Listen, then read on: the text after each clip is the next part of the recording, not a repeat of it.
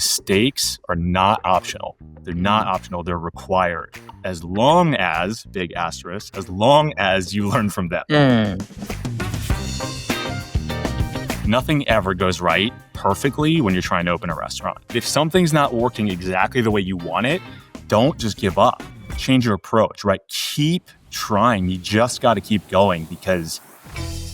You competed on Top Chef 2022. Yes. And one of the famous things about your competition is that you did it missing one of the most crucial components of actually being a chef, namely your smell and your taste, because you got COVID like right before you were about to film Top Chef. That's insane. What I really learned from that, honestly, were a few things. One was I am a better chef than I think I am, because I still have that small voice in my head saying, you're not that good. Oh, man. It's a new restaurant from the ground up. I mean, literally, I was putting in 20-hour days on my days off. I put in everything I had, and she put in everything she had. And then at one point, they fired both of us on the same day. Wow. That specific incident in my life was the catalyst that made me say, I am never, ever going to work for anyone ever again, no matter what it takes. What's your secret to a good breakfast burrito? It's the same as everything we do with our food, right? The devil's in the details.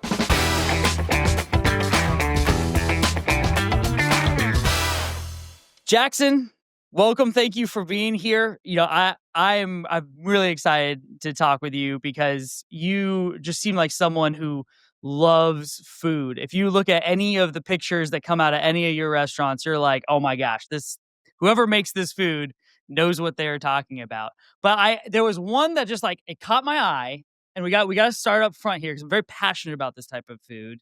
I'm born and raised in LA area, right? So breakfast burritos are a very big thing for me. And since I've moved out to Charlotte, that has been one of the main things that has been lacking out here. The food and drink scene is amazing out here. I've been very impressed. But one of the things that is lacking is breakfast burritos. And recently I saw with Jaime Taqueria, you guys gave away like hundreds of breakfast burritos. And these are not just like the simple little breakfast burritos. These are like the proper breakfast burritos, like the size of like a child's arm or something like that. And they looked phenomenal.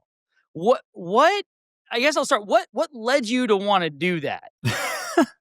That's a long story. I'll try to keep it short. So I'm still somewhat related to Wake and Late, the breakfast burrito concept. They're growing very well. I'm very proud of those guys. That was way back in the day. And I kind of helped develop their starting menu. And, you know, they've expanded since then. I'm really more of a silent partner. He likes to call me, I forget what it is, something, a consultant or something now. I don't know. I'm still related to those guys, but, you know, we moved our separate ways very amicably. It was just, you know, we do business differently, and I wish them all the best. But I was kind of missing that. And we opened up this taqueria because, again, it was just something I wanted to do in town was open a little taqueria. And I don't know, we had these amazing tortillas, and I was just kind of shooting the shit, and we decided to just go for it. I really wanted to get back into the breakfast burrito game in just a small way. And I figured, like, look, man, they know us in town as like the dinner guys, maybe a little bit of lunch, but really the dinner guys. And I wanted a nice breakfast burrito in town. You know, there's never too much of a good thing when it comes to breakfast burritos. Maybe lots of other things, but not this. And you know, I just thought if we're gonna do it, let's go big. And I did not realize how big that was going to be. So Yeah, the line was crazy. yeah, it went literally all the way around the block. So at 7:50, I was there, and I show up thinking we'd see a line of like, you know, 20 or 30 people, and we'd get to do it until 11. And at 7:50, it was all the way around the block. And I just show up. I'm like, guys, we gotta cut the line. We're not gonna have enough food. There's no way.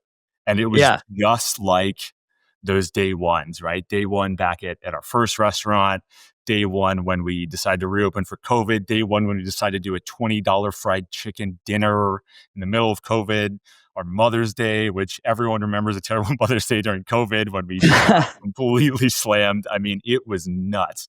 We had a couple people like screaming at one of our directors because he cut the line at like 850 and someone had been waiting there for like 20 minutes. I mean, it was nuts. We went through 300 in I think over 300 in less than 2 hours. It was crazy. I was cracking eggs to order. We had someone who helps us with our menu printing and our branding. I had them coming in there and like opening cases of tots. It was You're nuts. calling everyone like all hands on deck. It was You really nuts. didn't think it was going to be like that big? That's crazy. I can never underestimate the power of free. Yeah, Free. that is very true. And not just like free, but like quality free. What's your secret to a good breakfast burrito? Like what is to you like the key cornerstone of a proper breakfast burrito? It's the same as everything we do with our food, right? The devil's in the details. Mm. So if you start with any one of the components as a subpar product and the rest are great, you might say this is a pretty good breakfast burrito. Mm. But if everything that you do in there is as close to perfect as you can make it, the guests will notice, right? And they're very subtle things so like with our eggs, we found a way to season them in a way that the flavor actually becomes more like eggs over time. I know that sounds so arrogant. I don't know how to say it, but the simple thing to do is to pre-season the eggs, right? So you get a weight of egg versus salt to the gram, and you let that sit for at least an hour. And if you do that and you add just a really small amount of cream and let that sit and scramble them really well, it actually becomes the flavor is almost stronger. I don't know how to say the egg tastes more like an egg. It sings more. Yeah, you can see it does something weird to the color too. I don't know why this is. Someone smarter than me could tell me, but color actually becomes deeper. So the yellow becomes more yellow. I don't know why that is, but it's also just, I don't know. It's this perfectly seasoned egg. And a lot of what we do is figuring out that kind of at least the start of the science so that we don't get into the issue of seasoning to order. Because what happens, you're a cook and you're rushing and you forget the salt or you add way too much, right? This way we can kind of standardize our product while also making it a better product. This is great because I literally just asked you like what makes a great breakfast burrito, and you dove into so many things that I think pull apart of what makes you different as an operator, which I love. It seems like so much of your stuff is like this combination of like I have this feeling in my gut that I got to do this thing or make this thing, but also you seem to be looking at like data within it and figure out how do I make this repeatable almost, which is something like, I worked in restaurants, being servers in restaurants, just like the ones that you run, as well as I worked all the way up into like corporate enterprise restaurant type of stuff. And it's so interesting to see how people, doesn't matter if you're running the 1,000 locations or one location, the good operators will focus kind of on the data. But then there's a bit of a gut feel that goes into it. How do you balance kind of trusting your gut, but also looking at that data? Is there some sort of like tension inside you that you have to fight, or is there one side that's easier than the other? Talk to me a little bit about that. Yeah, I have learned, and this is so funny you mentioned that now. I've learned over time to trust my gut. It's almost always right. And it's this battle because intellectually, I want to fight that a lot of the time. And I'm learning to trust that because I have made some really grave mistakes. And when I look back at that moment where I say, I could have gone A or B, I go B when I should have gone A. It's the gut that feels A and the brain that feels B. So I'm trying to trust that more. And it's very scary, right? Because all of the things, right? Let's go back to data. All the data is telling you to do something that maybe operators should do, right? Or something that you can't find on a P&L or a GL or a balance sheet. And you just, most of the time when I go with that answer of what is my gut really telling me, it has led me in the right direction. And that includes, the gamut, hiring, right? How hard is that? We all know how hard it is to manage people. But yeah, when I have these interviews now with managers, I have learned to go with my gut. And I think that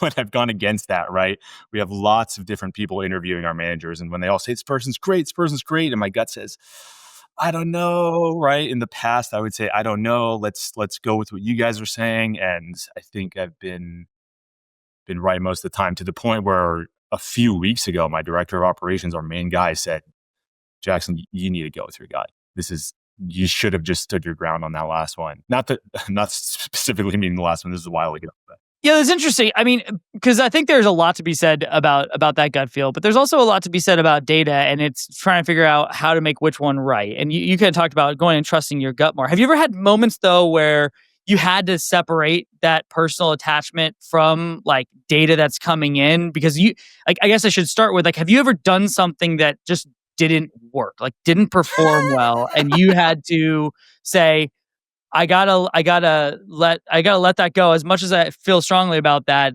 obviously the data is not proving this out, because that's kind of the flip side of that, right? Have you ever had that happen? So many times, right? I'm not saying that I'm always right. That's not. It's those moments where there's a real battle and a real struggle, right? Where you say, which one should we do of the two options? Which one should we do? That's where I tend to go for the gut. But yeah, I mean, don't be stupid, right? And in Hmm. order to change your approach, I laugh because I have had so many failures. So I don't know how long this interview is, or this podcast, but I can't even get started on those. Yes, the data is very important, and learning from your mistakes, I think, is one of the most valuable lessons you can have. Is just anyone in any industry, but specifically this one. And I feel like it's just so common in our industry to make mistakes and not learn from those. And in our specific group, I tell everyone, I mean, this is literally one of my most important isms is mistakes are not optional. They're not optional. They're required. As long as, big asterisk, as Yeah. long as you learn from them, right? Don't make the same mistake twice. Learn from it, grow. And then you're encouraged to make those mistakes. And I want, especially our managers as they're growing their careers, I want them to make those mistakes. I want them to be vulnerable. I want them to mess up and own it and feel proud that not that they made the mistake, but that they tried and that they failed and they learned from it. And now they have more of that data to go off of to do something better in the future. That's really good. I think being able to learn from mistakes, sometimes you need to take that and iterate through something, right? Like, or hey, I've been given new information now. We're going to make a pivot and go over here. A good example is you rebranded Jemma di Mare into Ospi Brentwood, right? That's a choice that you made. How do you have your organization come with you on that? Like, what are the things that you've done culturally to make sure that they can embrace those iterations instead of resisting it? Yeah, that's, a great example of kind of mixing the two, right? Of gut and data. We just kept hearing from our guests, and it was doing, I think, by all standard metrics, it was doing well. I mean, we were tracking over $1,000 a square foot in sales before we flipped it. And I think most people would have said, that's crazy. Why would you do that? And it was way riskier than I thought because, everything's on net 30 terms, right? So when we close for 3 to 4 weeks, all of our invoices still become due, Yeah, right? the So you need bills a are bunch of still extra due. cash on it. Yeah, yeah. And that was something where I just felt it just wasn't good enough. It wasn't performing the way I wanted it to. And the data that we listened to was really more the organic stuff, meaning our reviews were fine. Our reviews were good, but I don't like fine and I don't like good. I like excellent and I like great. And, people were saying, yeah, oh, you have that fancy place, that really fancy one in Brentwood, right? And we're like, it's not supposed to be fancy, and that's on me, right? I built it out in a way that looks very fancy. We had a plate that was $95, right? Yeah. Okay. So the guest impression, we also had, entrees that were like 18 for lunch, right? We had the impression that it was fancy. We said, look, that's not what we want to be. Is the place where it can be fancy. You can go there for the anniversary, the birthday, or the special occasion, but you also want to go often. So it's kind of that upscale casual, right? Like just on that border. We never want to be fine dining. And we heard once or twice, the fine dining word. And that's just kind of like, meh to me, right? Yeah. So I said, look, we want it to be like Ospi, but with the Gemma di Mare concept, it's more Italian seafood, but Ospi, right? The Ospi of seafood. And it wasn't doing that. It was the fancy place. You're doing the one fancy one, right? Uh huh. Yeah. That was what ultimately led me to say, look, let's give it a shot. let's just try it and let's just see what happens, because we have this group of guests who love us from not just Venice, but from that area, from Brentwood, from Palisades, from West Hollywood, right? Let's try it out and let's see what happens. And I'm so glad we did. I mean, it's just been doing phenomenally well. But yeah, it's funny you mentioned that specific location, because I actually can't believe I'm going to say this. I've never gone public with this, but I used to work at that exact location when it was a different restaurant. No way. That's so Yeah. cool. That's so cool. And that specific incident in my life was the catalyst that made me say, never again. I am never, ever going to work for anyone ever again, no matter what it takes. Because my whole life, since age 12, since age 11, I'd wanted to open a restaurant. I didn't know what that meant, right? It was just this esoteric idea. And as I grew up, it became a little bit more, okay, maybe something like this, maybe something like that. What kind of restaurant do you open, right? And that's what I kept asking myself. And for me, that meant, I think I want to open a restaurant where I would want to eat at 5 days a week. Right. And for me, that means comfort food done really well. And for me, comfort is a bowl of pasta. That's what it is for me.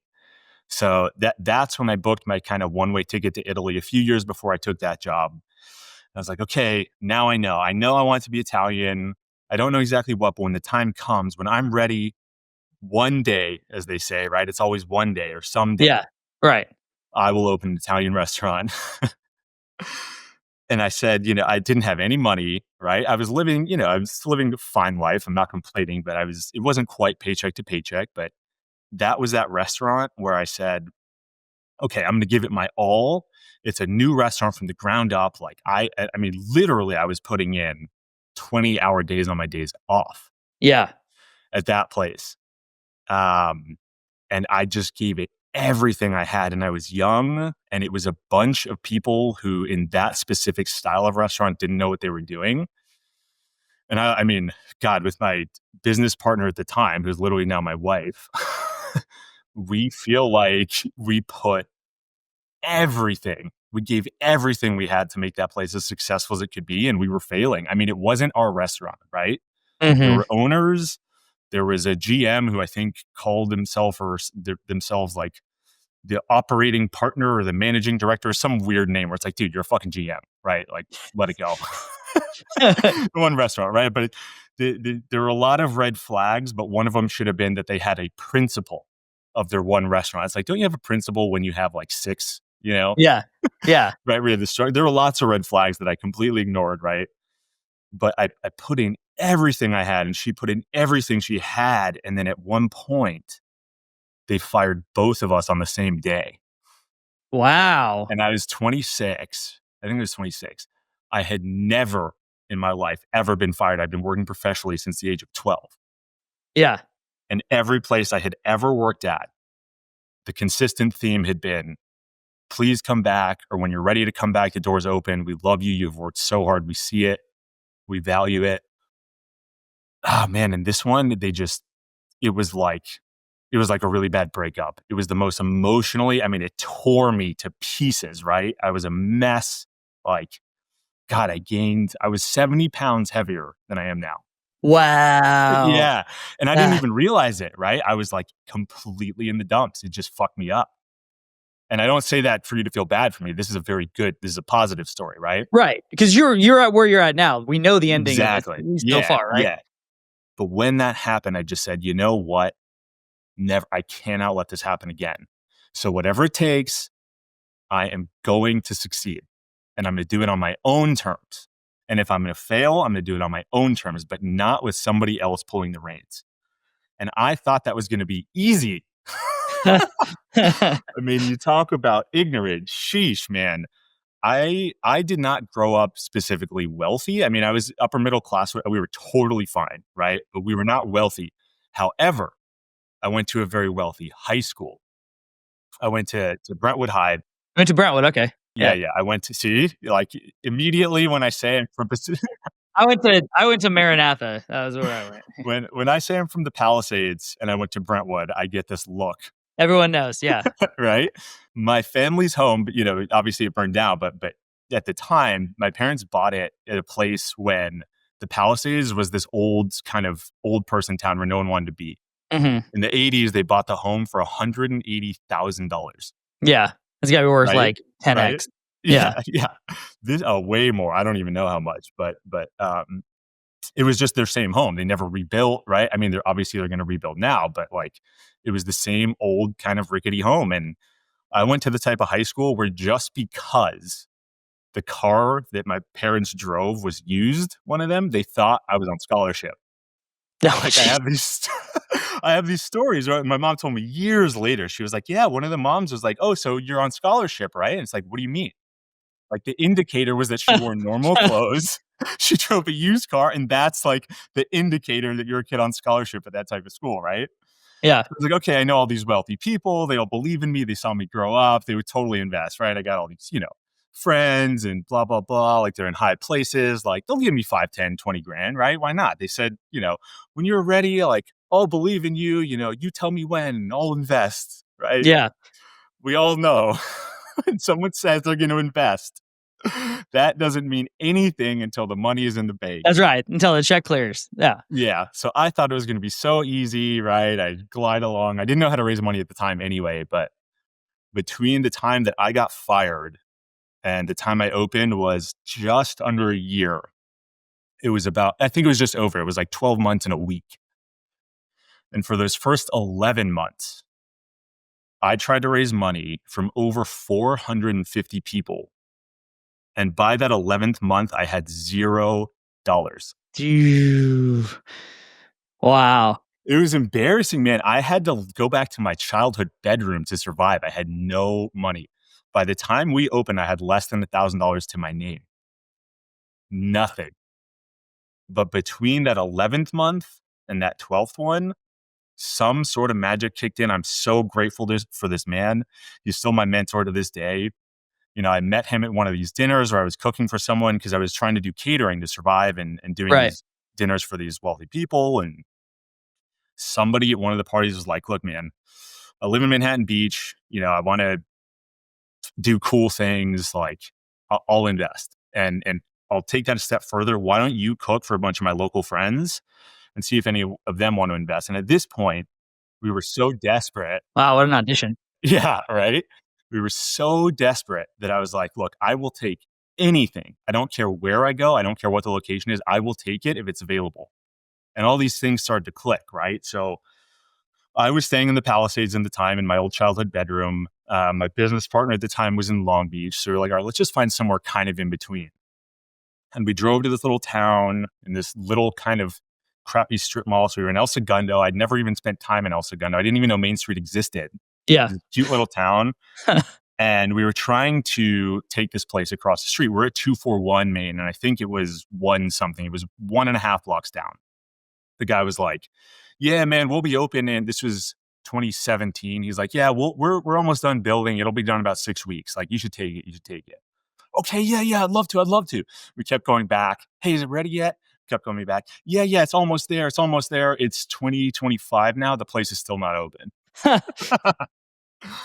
So the very last time before we say, hey, this isn't going to work, we just know it, I pull into this little strip mall parking lot and we go across the street to look at it and meet with the owners again.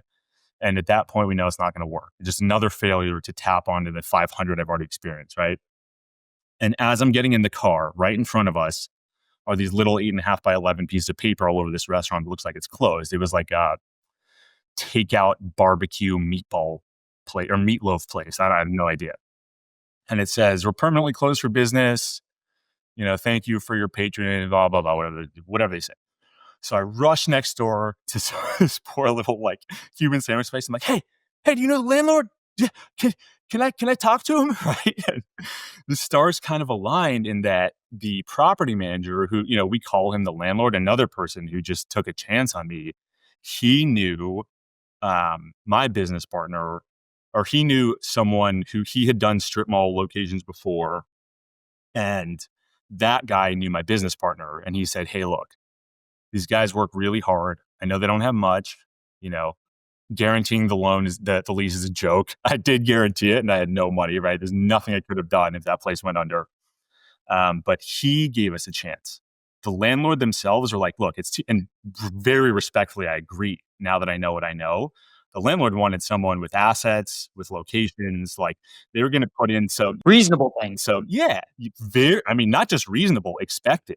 Yeah, They were going to put in this little, little chain lit pizzeria, and he was like, look, just give him a chance. Let's just try, right? Let's just try. So that aligned, and then by the time we had gotten that lease somewhat together, he had given me that dinner opportunity. So he put in 10,000, and two more guys there put in 10,000, and one family friend, their dad, I had impressed him at a dinner, and he gave me 25,000. Wow. So we had like 5 investors. Yeah, and it was like, look, it's enough. They had an old two-burner stove, an old oven, a plancha, and then another burner that didn't work. That's all we had. One plancha, 2 burners, and an oven. Yeah. Wow. I mean, we were back there, Melissa and I, scrubbing the walls of this grease because they'd never cleaned the place. They didn't take care of it. With like degreaser getting in our eyes, like coughing. It was, we did whatever it took.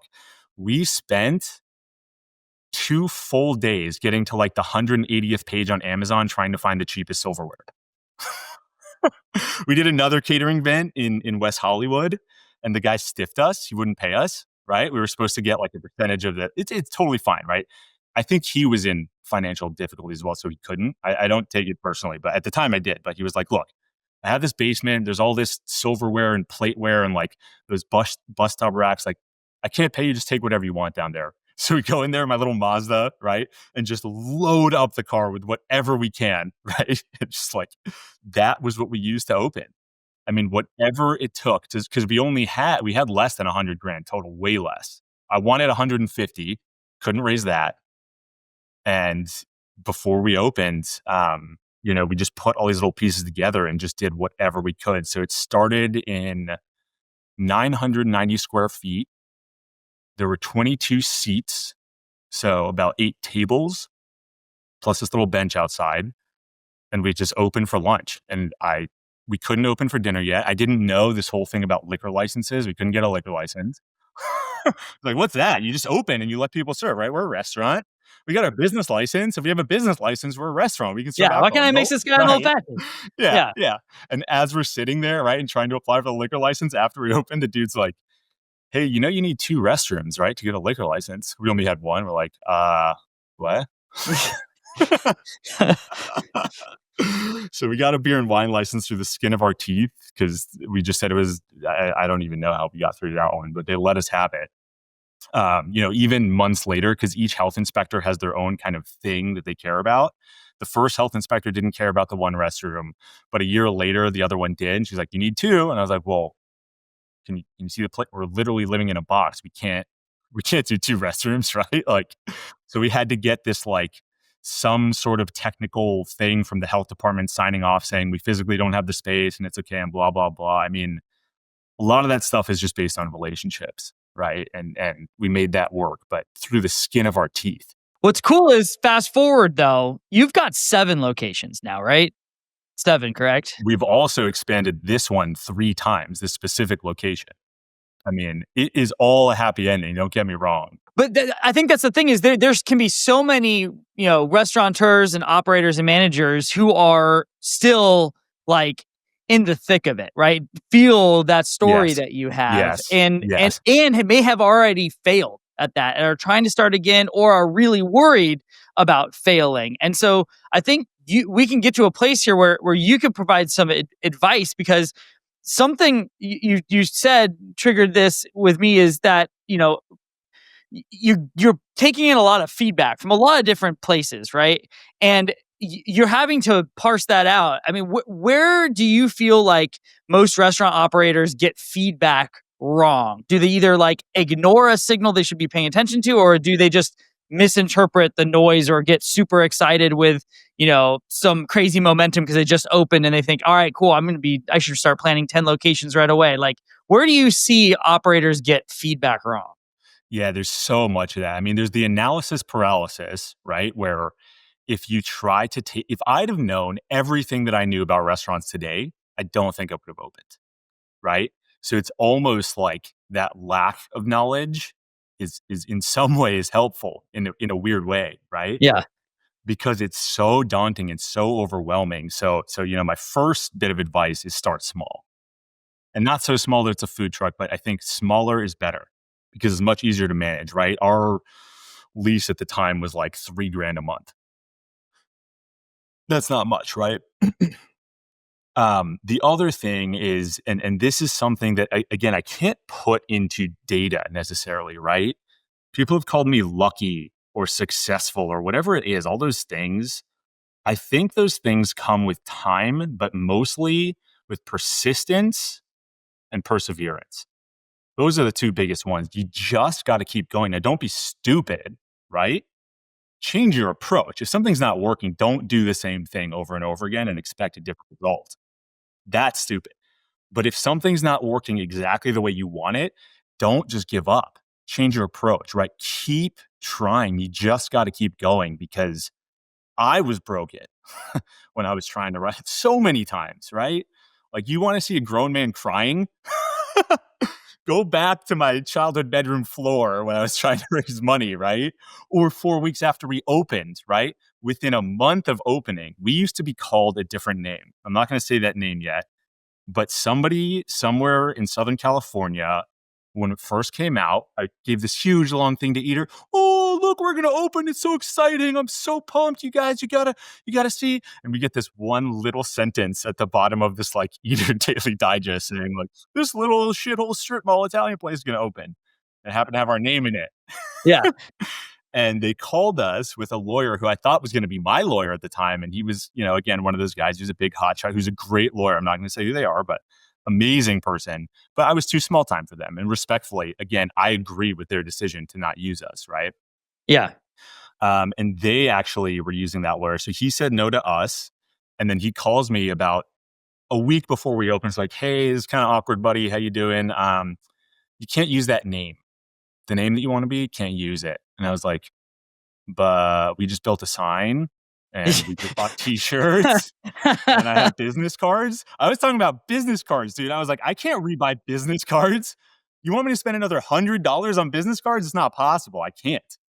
And I really couldn't, right? Between the sign and all that, it was like, whatever, $6,000. You were Yeah. out of money. Yeah. So I was like, "But I can't. I'm sorry. Like, I really would love to, but I can't do it." So we open with that original name, and this guy comes in within less than a month. And after lunch, he gives us a packet. "You've been served. Here you go." We get a cease and desist. Right? And again, going back to that girl, man, I mean, that was like, I thought that we were going to close within the first 6 weeks of opening. Yeah. After all that. And this is so funny, man. I remember doing payroll that week. It was $11,000.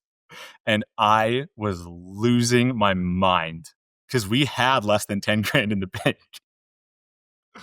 So, with cash flow with restaurants, obviously, right, it fluctuates. So payroll was due 2 years later, whatever. But if we had to pay for the sign, payroll, and the legal fees associated with the guy trying to like help us / fight it, we would have closed. So the sign guy happened to be late, thankfully. Payroll was fine. And then the lawyer was like, "Look, I can give you a little bit more time to pay." And that's how we got through. But that's also why our name is now James, because the lawyer said, "Look, you can't run into this again. You don't have the capital for it. So you got to make it up. You have to make up a word." Yeah. Because if you happen to use a word on planet Earth that exists and someone else happens to say it's their restaurant name, because that name wasn't trademarked, by the way. It's a very common word, right? But they were they were arguing like, well, they did the big bully thing, right? Where it's like, "Hey, we're going to sue you with a trademark thing, and this will cost you hundreds of thousands of dollars and you'll lose, right? And we're going to get that name trademarked," right? It's like, oh my God, what do we do? So that's why it's James, right? Because we're like, okay, if we make up a word, no one can sue us. So we look it up on the USPTO. James doesn't exist, right? So it's just JA for Jackson and ME for Melissa. And that was it. It ended up working, right? It worked out great. I mean, it's just, but if I had not persevered in that moment and I had said, "It's going to cost too much, let's close," by the data, by the numbers, that is what we should have done. That was the correct approach. But I didn't, right? I kept fighting and I Right. kept going. And I think that it's still to this day is invaluable. Nothing ever goes right perfectly when you're trying to open a restaurant. So you just have to keep going no matter what. I'd be remiss if I didn't at least talk about this because I think it's a really fascinating, interesting thing about you. Is that you competed on Top Chef? We're pivot a little bit, right? You competed on Top Chef in 2022, and the one of the famous things about your competition is that you did it missing one of the most crucial components of actually being a chef, namely your smell and your taste, because you got COVID like right before you were about to film Top Chef, which is like that's insane, and you still did it, which is like, Yeah. testament to your perseverance, as you pointed out.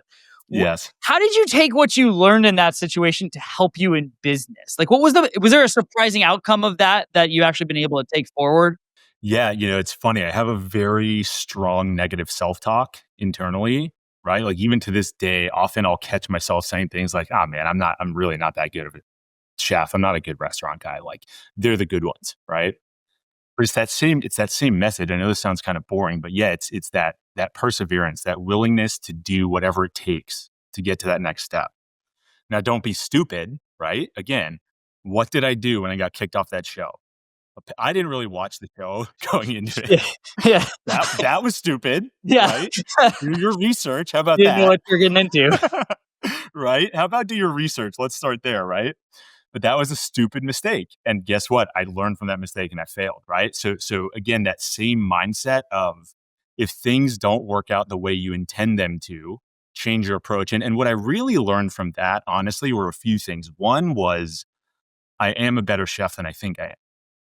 Because I still have that small voice in my head saying, "You're not that good. You Mhm. really aren't." Right? Like you look at those guys; they operate way better than you. You look at this restaurant; they have the accolades you don't. Right?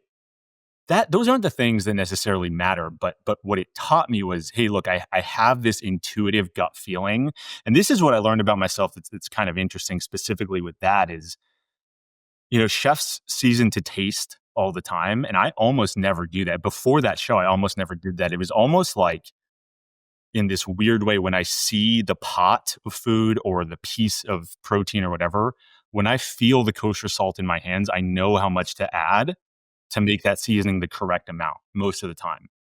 So even before that, I wasn't seasoning to taste because I just kind of knew it. And I don't know how that is. I think it's just through so much repetition of doing the same thing over and over again. Because the salt doesn't change, right? The amount in my hands. I feel that. Whereas, okay, maybe the pot's bigger, maybe the protein's wider, whatever it is. But I just kind of knew that. So that was this weird, specific, interesting thing with me. Where the seasoning, I think, was mostly correct on the dishes that I made. I don't know. Specifically with that Top Chef thing, I thought that I wasn't going to be allowed on the show because I told them the week before, I was like, I think you have to find someone else. Now, And they're I like, didn't "Yeah, that's realize, cool." well, so I didn't realize for them, that's a great story Yeah, that's right. from the That's the producer perfect side. one, yeah. Right? Because what they need are strong stories to make the show Mhm. interesting, right? They don't care about who wins. They care about the whole thing being entertaining. So it was great for them. And I should have realized that at the time, that this was actually an opportunity for me to shine. Whereas the whole time I was freaking out, right?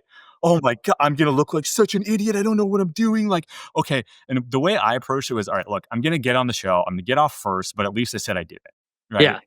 And I wouldn't have to tell anyone. I wouldn't have to go through the whole thing. It's so funny, man. Every single time, because we have hours of film, right? They're grueling like 10 to 14-hour days just over and over and over again. And in between filming, after we would make the dish and when they go to the judges, we have like hours of just sitting there waiting.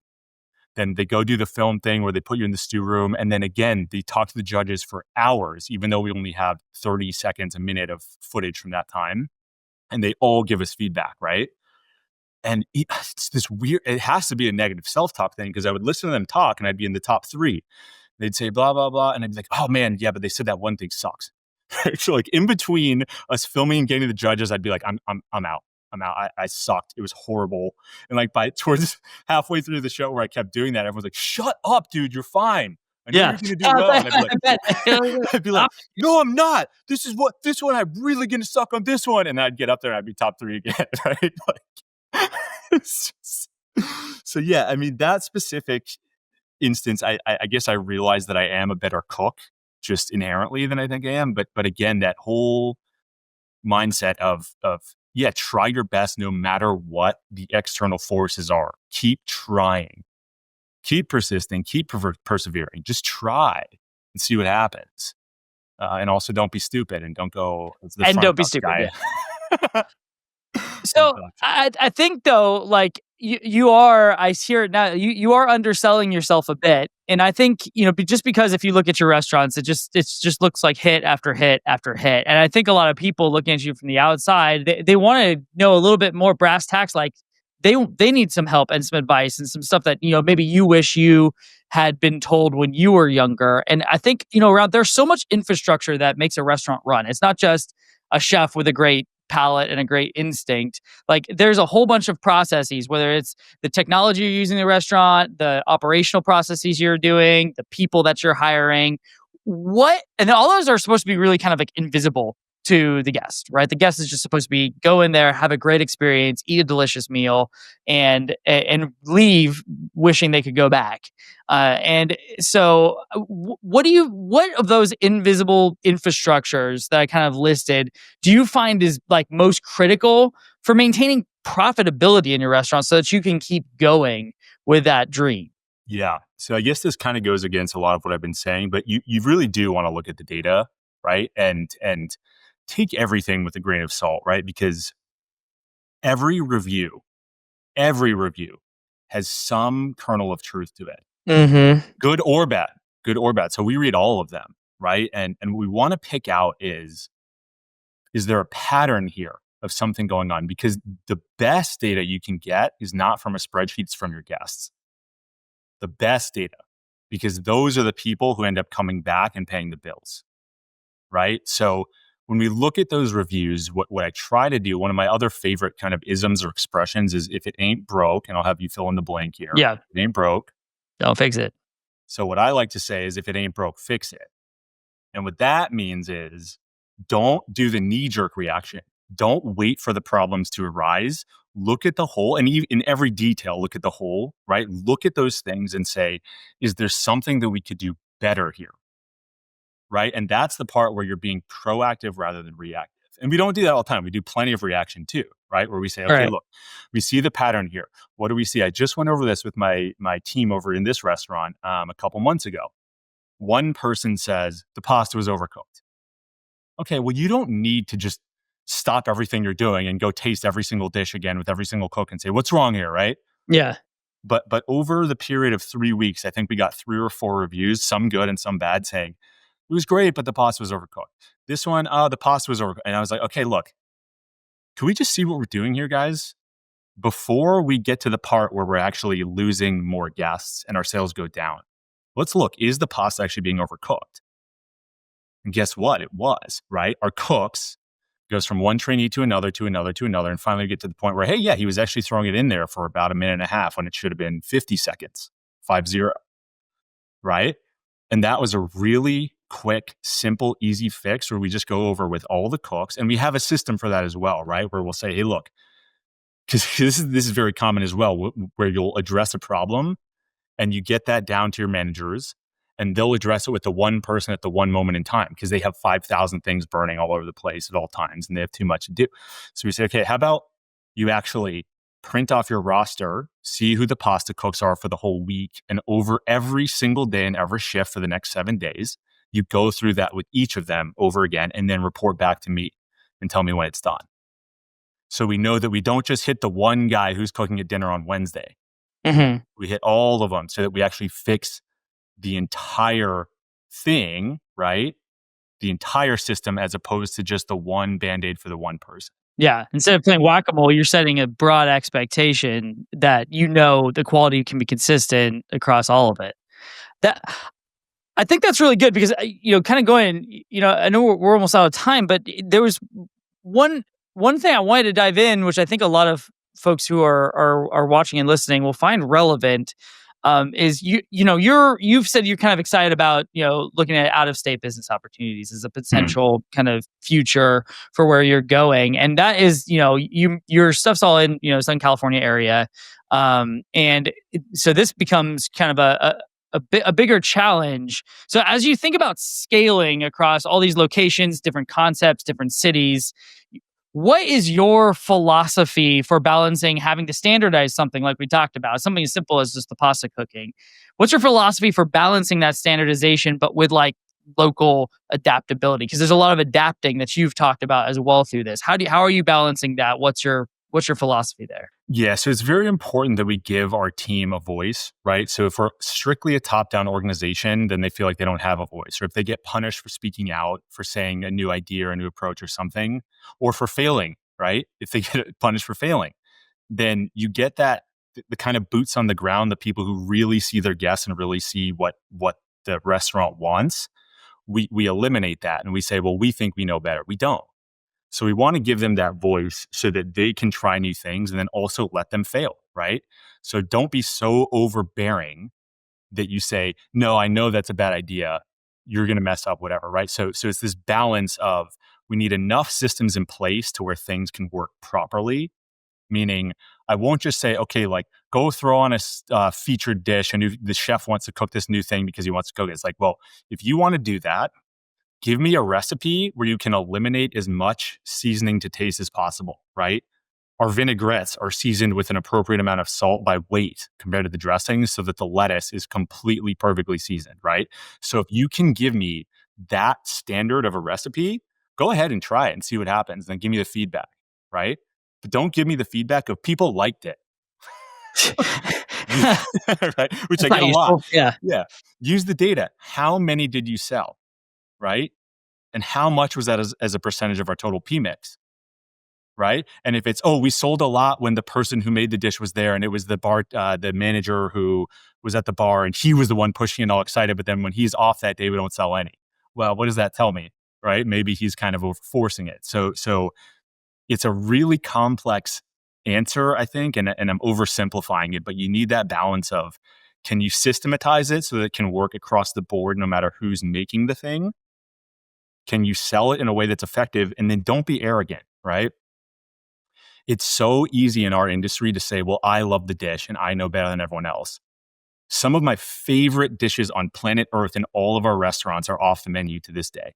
Why Mhm. is that? Because it's sitting there and it's not selling. So unless I have so much notoriety and I have so many write-ups and so many things that I become, the voice for this one dish, you got to try it and everyone listens to me, great. But let's be real. My voice is not it's not that yeah, it's not that loud, right? So what happens? We look at the P mix, we look at the data and we say, okay, this dish isn't selling even though I love it. So what do we say? Okay, let's try 2 weeks where we have all the servers push it and let's see what happens. Things go up 2%. Okay, it's not working. It's not working. So to maintain that profitability, we remove the item, which has 4 additional prep things and 7 SKUs and whatever. Yeah. Now we're more efficient. Now we're not serving old product. And that's going against what I want, me as the guest for myself, but I'm not the one paying the bills, right? So listen to that. Listen to that data enough to where you can make things fresh daily, to where the point where the guests are the ones at least giving you enough data to where you can make intelligent decisions, even if, especially when it goes against what you as the owner or the operator want. That's really good. I think that listening to those signals and then adapting to those is what's ultimately going to continue to keep moving forward and keep you in business. That's really good.